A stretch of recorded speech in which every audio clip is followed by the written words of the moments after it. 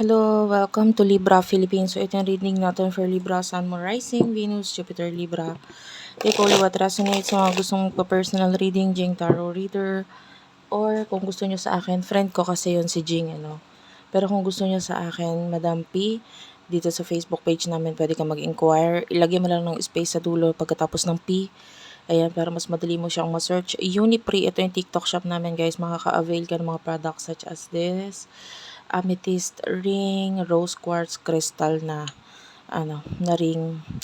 Ayan, to attract beauty and love. I highly suggest this one.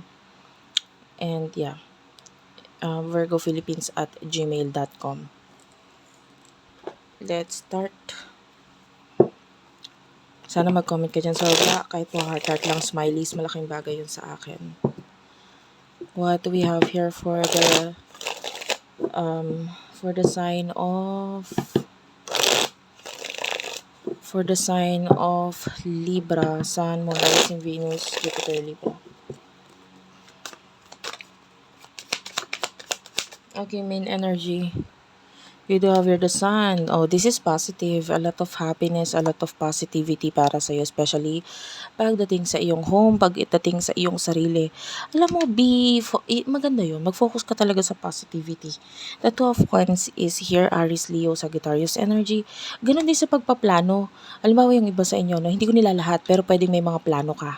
Yung iba pwedeng may kinalaman sa negosyo, etc. Ano man ang plano mo sa buhay, no? Manatili kang positibo. Huwag kang magpaplano na ang nasa isip mo negative agad. For example, magnenegosyo ka. Gusto kong magnegosyo, ito plano ko, ganto ganyan. Tapos ang nasa isip mo, kaya lang baka malugi. Bakit ka magfo-focus agad dun sa lugi na part? O, sabihin na natin, ganun naman talaga reality, no? Hindi naman agad-agad. Pero, wag yun yung i-focus mo.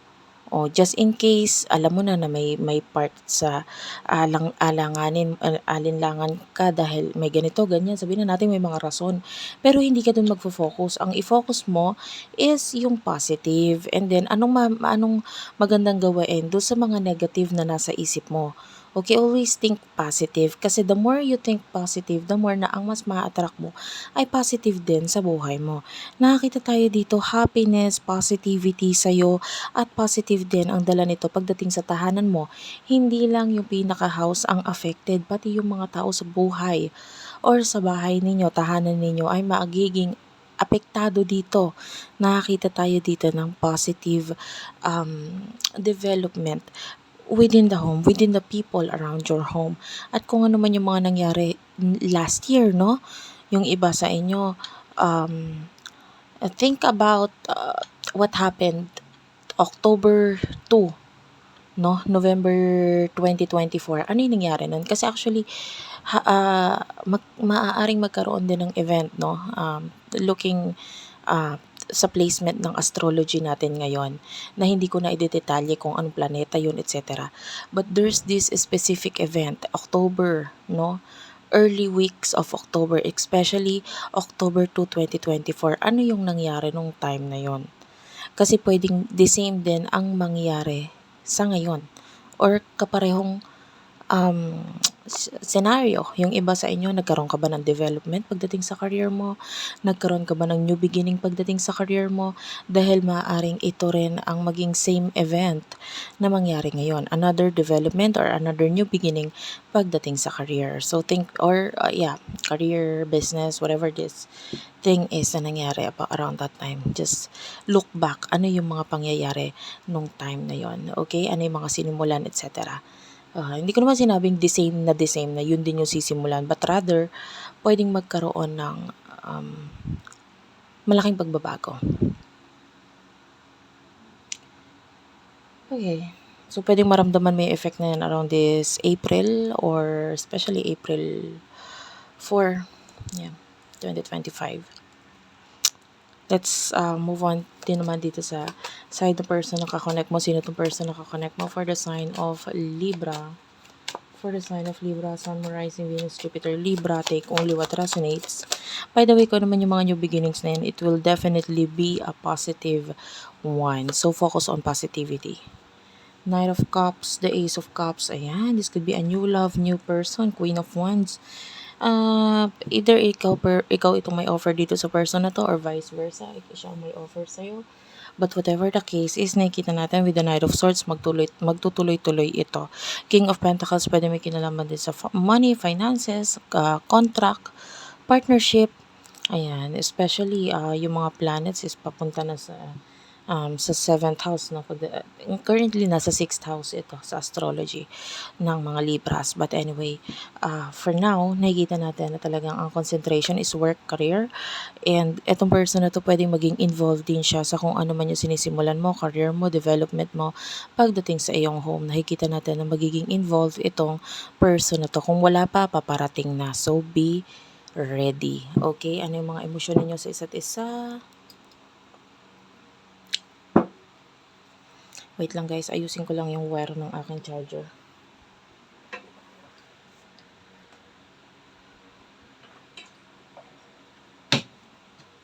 Ayan, kasi nalalaglag natatamaan ng kamay.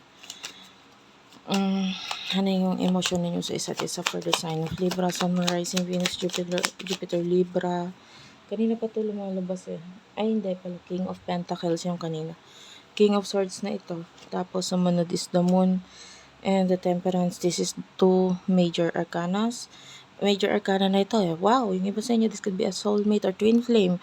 The Moon and the Sun is here. No, nakikita natin dyan. And, the way I see this is that pwedeng currently, you will feel at peace. Alam mo yon, parang at home, no?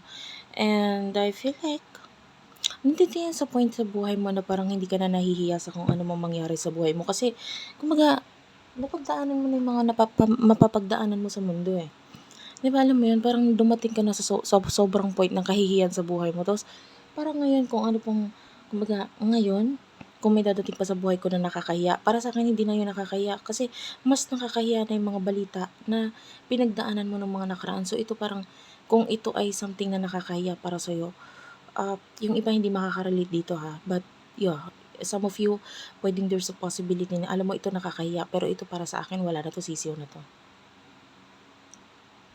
No? Kasi, dumating na sa point ng buhay mo na ikaw ay nakaranas na ng mga nakakahiyang bagay sa buhay mo. Okay? So, sino tong person na kakonect mo pagdating sa love, yung emotions naman niya para sa'yo?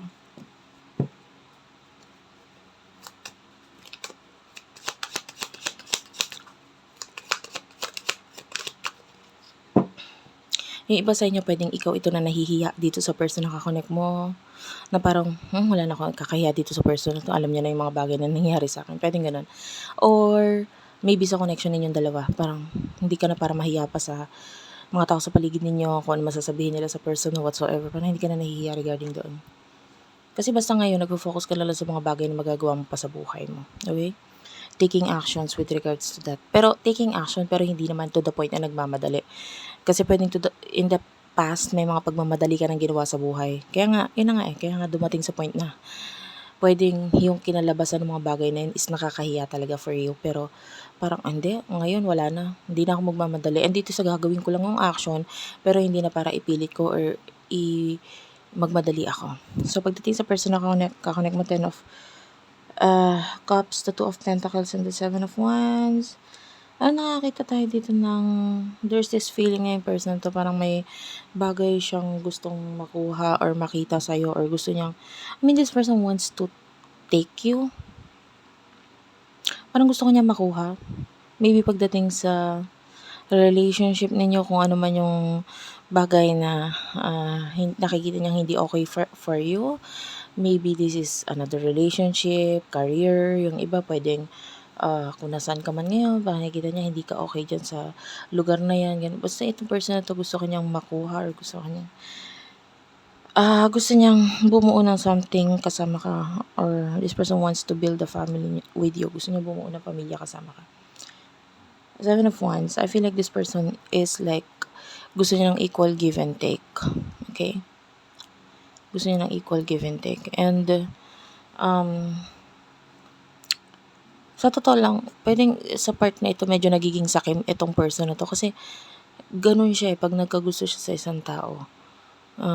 gusto ko akin ka lang, gano'n, or akin ka, gano'n. Or gusto ko mag-take over sa'yo, gusto ko ako yung masunod sa'yo kasi ah, um, puwedeng kasi nakikita niya kung ano yung mas makakabuti para sa'yo or you know, yun yung love language niya, gano'n siya magmahal. So, ano yung future for the both of you? For the sign of Libra in the near future.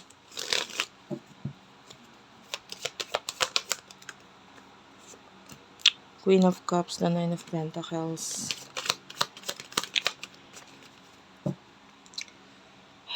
Okay. Alam mo, I don't know kung may ginawa ka bang nakakapagod or something, umakyat ng hagdan or what. Parang napagod ako bigla sa energy mo eh. Or habang nanonood ka sa akin, you're exercising, you're walking, 'di ba? Nakakahinga, nakakapagod yung ginagawa mo. This could be a reading.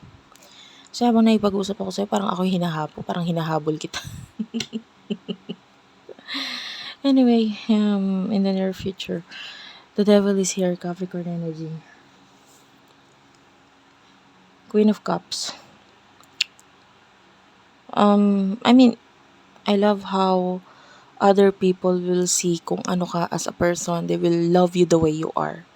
Pwedeng dati they judge you. Diba? Pero in the near future, nakikita natin, mas ma-appreciate ka nila.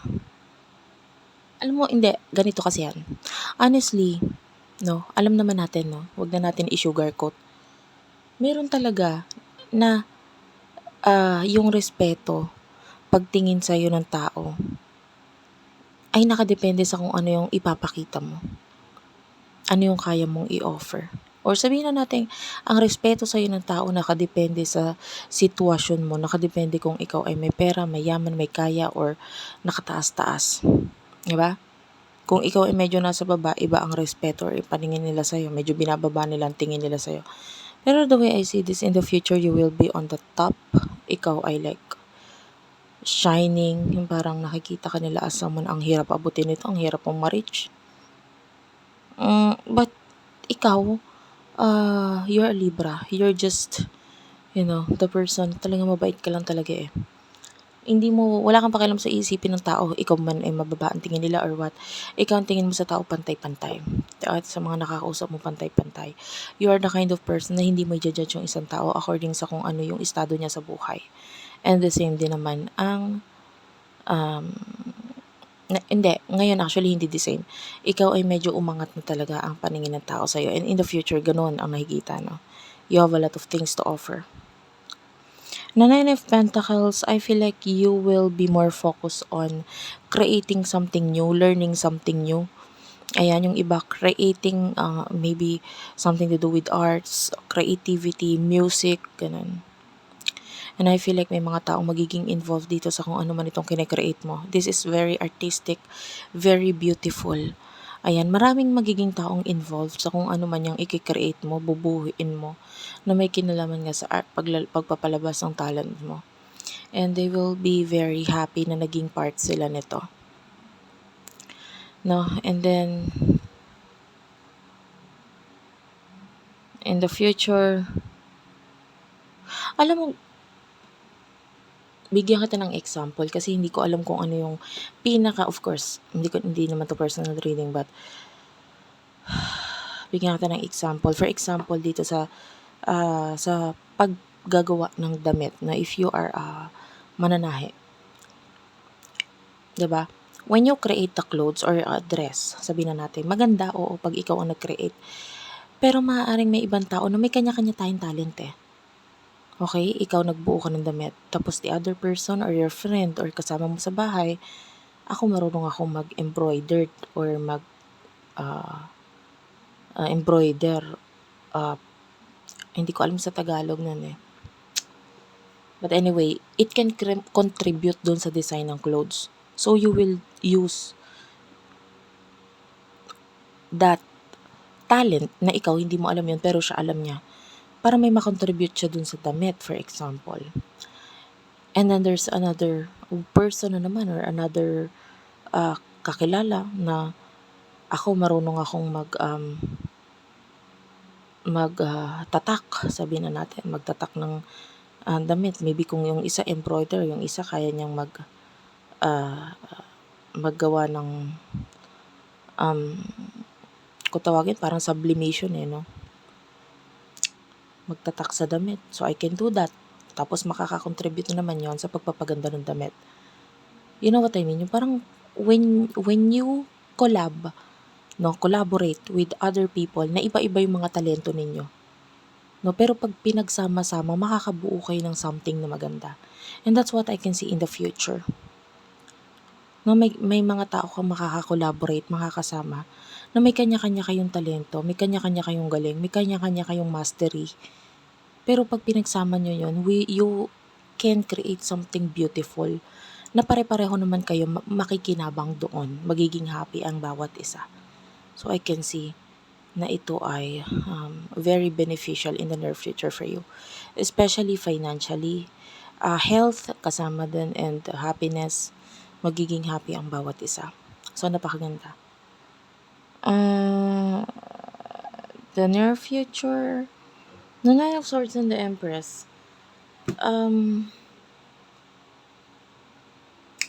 Hindi ako nakakaramdam dito ng energy ng person na kakonect mo. But a person who really do admires you. There's a person na talagang ina-admire ka niya Talagang may gusto tong taong to sa'yo. The problem with this person is pwedeng hindi siya open regarding doon pero manghang-mangha siya sa'yo. Gustong gusto ka niya. Maybe crush, admire. Pero nakakita tayo ng kalungkutan, problem ka. Kasi itong person na to is being manipulated here. So may taong nagmamanipulate sa kanya. It could be a boss or kapartner. Sabihin na natin ganun. Na pwedeng magdulot ng lungkot at sakit dito sa person na to kasi wala siya magawa. Kundi sumunod sa kung ano man sasabihin ng taong to. Okay? So yun yung nakikita natin. But I don't know kung may connection kayo because for some of you, this is just an admirer. Okay? So that's it for now. Thank you for watching. I love you all and bye-bye.